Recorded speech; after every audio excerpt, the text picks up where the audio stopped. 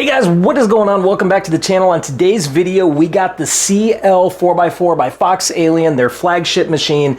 This is their big boy. But what I'm going to do today is we have this right here. It's a round circle piece of wood, about 24 inches round, that I bought at a local thrift store for $8. I don't know if you could see that right there, but I paid $8 for it on the 23rd of July. It was actually on sale with them, so I paid $6 for that. Now you can find this exact piece of wood at Lowe's Home Improvement, and I believe it's like $19. So when I saw it at the thrift store, we were just bumming around. I couldn't pass it up. I said, I'm gonna buy that, and I have the exact plan, what I wanna do. We're gonna do the round American flag, get it all CNC'd up and get it done. I'm not gonna do a full cut through on this, so I don't need any wasteboard or anything like that laid down. So we're gonna go ahead and just skip all that. But this video, I'm gonna show you something pretty cool. I'm gonna show you how to find the center of a circle on top of actually CNCing. So if you have never done that before, if you find something like this, I'm gonna show you the exact way to find the center of the circle. And then in Easel Pro, what we're gonna do is we're gonna go to the cut settings. We're gonna cut from the center of the project, because you can't create a circle piece of wood and dial it in that way. You actually have to find the center of the circle and then use the feature where you find and you home in and zero in on the center of that circle. It's a very easy process to find the center of a circle. It's basically 4 lines. You don't need anything more than that, but just a ruler, a square, a pencil, and 4 lines that you have to make, and you can find the center of a circle extremely easy. All right, so with that being said, let's go ahead and I'm gonna show you that first, and then we'll go ahead and get to cutting on this project. Here we go. All right, guys, so to find the center of a circle, it's a very easy process. All you need is a ruler and a T-square, something like this, that you can make a line that's able to go all the way across the full length of your circle.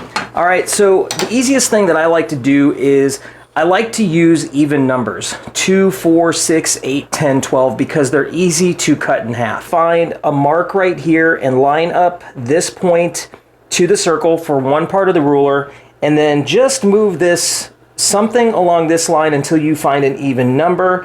And in my case, we're gonna use 18 inches. So we're gonna make 2 lines that are 18 inches across from one edge of the circle to the next, right here. All right, so we have this right here, and we're just gonna make a line, just like that. So now there's our line, and I'm going to mark the 9-inch spot, because 18 inches, half of 18 is 9, very easy. 9 and 9 is 18, and now that is my center spot right there, so we're gonna go from there. And then what we're gonna do is take our T-square, and I'm not gonna move this line, because that, I don't wanna move the ruler, because that's exactly where I have my line at, and it's so much easier just to butt up this edge of the square right up to the 9. And what I'm gonna do is back it off just a hair with my sharp pencil, and now we're gonna make a line like this. All right, just need to go past the point of what I think might be the center of my circle, which I think that's gonna be good right there. So now what we're gonna do is let's spin this circle right here and go to anywhere. You don't want to go directly across, because then you're going to be making a line like that. You kind of want to go at an angle, something along this line. So now what we're going to do is we're going to find that point right here. There's my 18. Oh, no, it moved. We're going to go there. We're going to go here and just make sure that we're lined up. We're going to go to the 9. Again, really don't have to do this line, but I'm just doing it for the purpose of the video. So now we're gonna take this back again, come up to the 9, and now we're gonna make another line. And in all honesty, I don't even need to make a full line. We're just gonna go ahead and do a small line right here, but we'll do it for the video. And you can see right here, this point is going to be the center of the circle. That is my intersecting line. That's where those 2 lines crisscrossed. and that is going to be the center of the circle. Right there is where I'm going to now take and Z-probe and home in for my CNC machine. That is how you find the center of a circle. Very easy, no problem. All right, now what we're gonna do is let's go ahead and get this tape down and get this project started.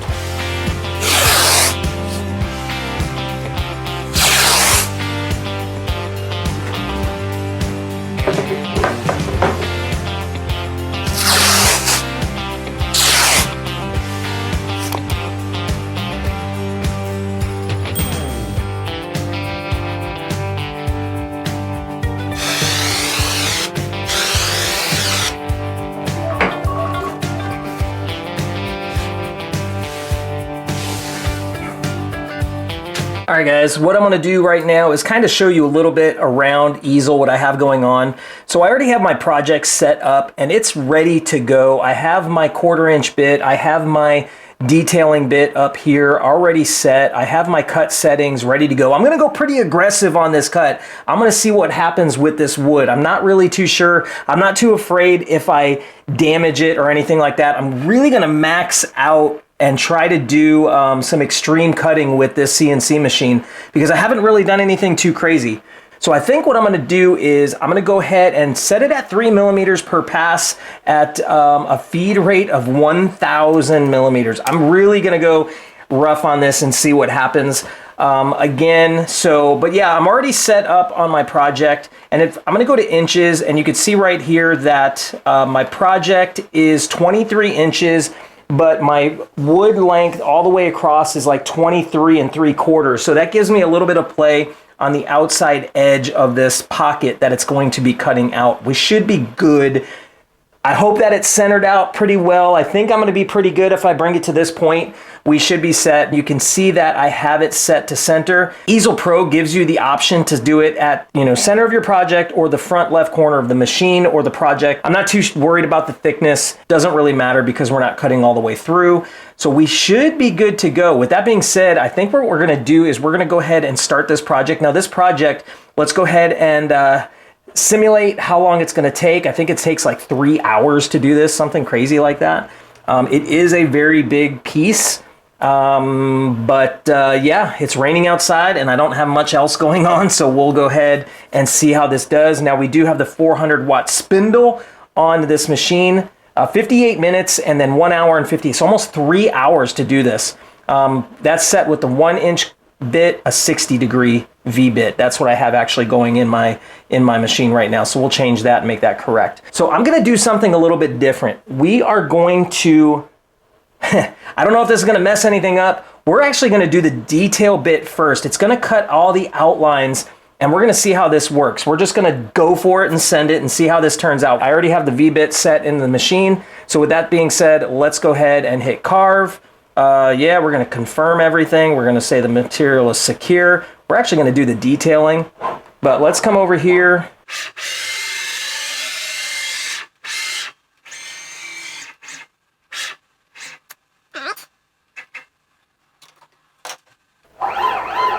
Ooh, put a little bit too deep there. Now let's fine tune it.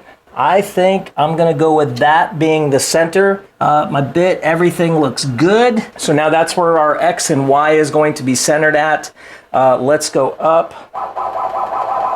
And the reason we're gonna do that is this is where we're gonna go ahead and actually do our probe right here. We're gonna probe it, confirm, clip is attached. All right, we got our touch plate. And start probing.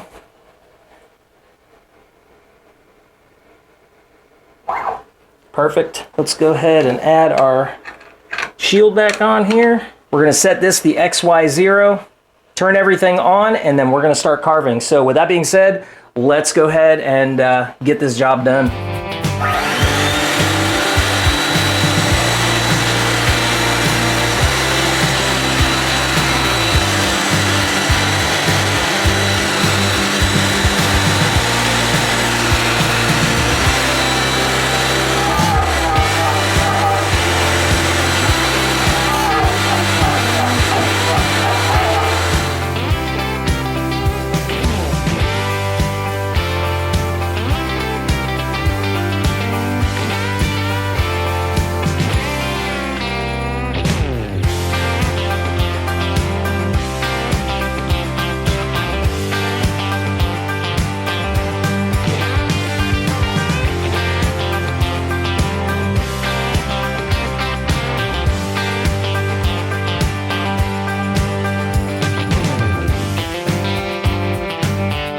so we went ahead and we got the detailing cut part done, which is kind of weird because normally you do that at the end. Everybody, I think, does the roughing cut first and then the detailing, but because this is only a two-dimensional cut, I don't think it really matters. I just wanted to see what would happen. What we're gonna do is let's go ahead and raise this up. We're gonna say that the cut settings was great, no issues there. And let's go 1 inch. That way we could take this off here. And now what we're gonna do is we're gonna change our bit.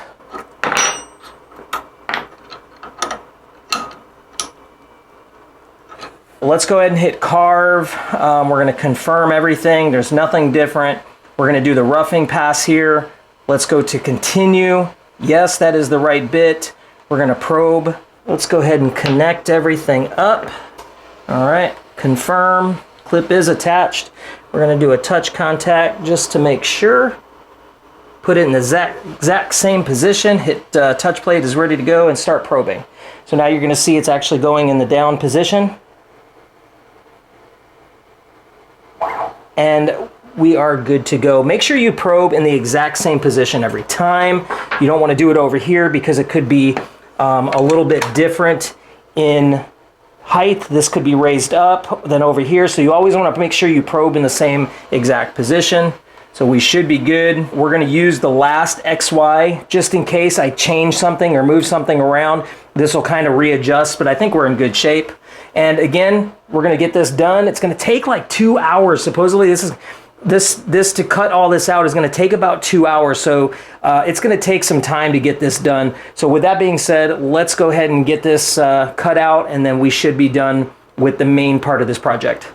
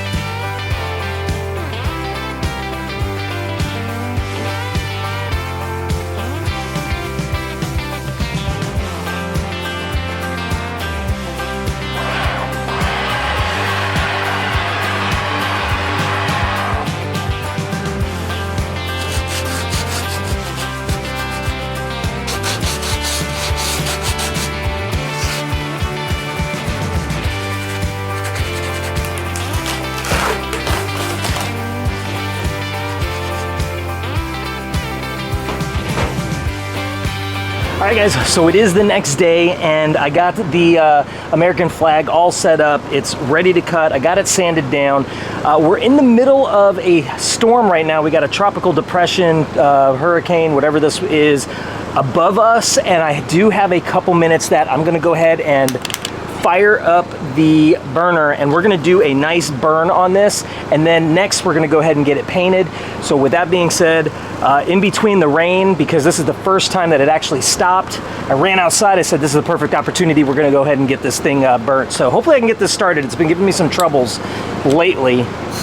I know I have gas. All right, let's see if I can light this one, and to light this one, because I like burning with this one better than this one.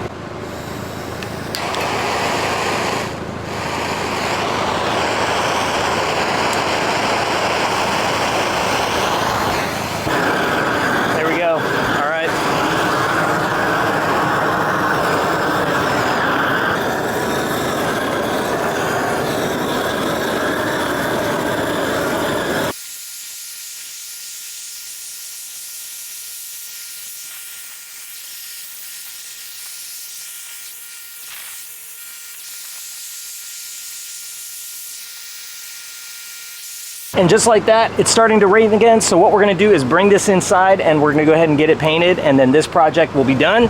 I went ahead and did a light burn on the back just to kind of give it that finished look. But on the front, I decided to do a nice heavy burn because the paint will go over top of that and it'll pop really, really nice behind that paint. So, all right, without further ado, let's go inside because the storm is about to come again. Let's go back inside.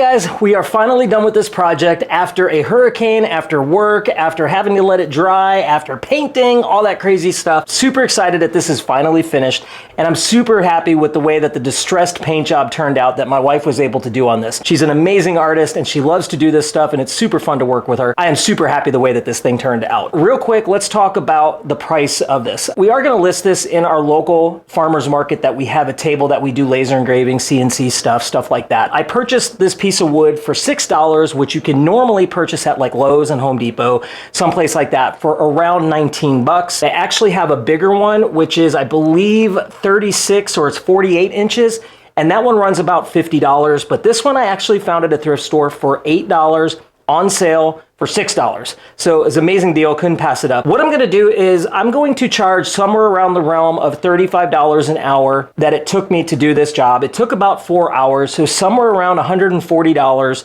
plus the cost. I'm probably gonna sell it for about 150 bucks. Yeah, I think it's worth it. It turned out really nice. It is a wall ornament, so somebody can hang this on the wall or put it outside, and it is actually sprayed with a polyurethane, a matte polyurethane, so it is weather resistant for the most part. Just again, an overall awesome project. If you guys want to see more projects like this, put a comment down below and I will do my best to kind of see what we can do with this machine. This is the CL 4x4 from Foxalien. I could do up to 48 inches by 48 inches cut. With tiling, I can actually do even bigger. So put a comment down below if you want to see some other projects. If I'm not able to do a full video, check out my Instagram page, The Crawlspace Craftsman, or my Facebook page, The Crawlspace Craftsman, and I do post other pictures of little stuff that I also do on the side in that as well. Thanks so much for watching. If you like this video, go down below, hit the like button. If you're not yet subscribed to the channel, hit that red subscribe button and hit that bell button. That way you get notified of all of my newest videos. But make sure, until that next video, you all do one thing: stay awesome. We'll see you on the next video.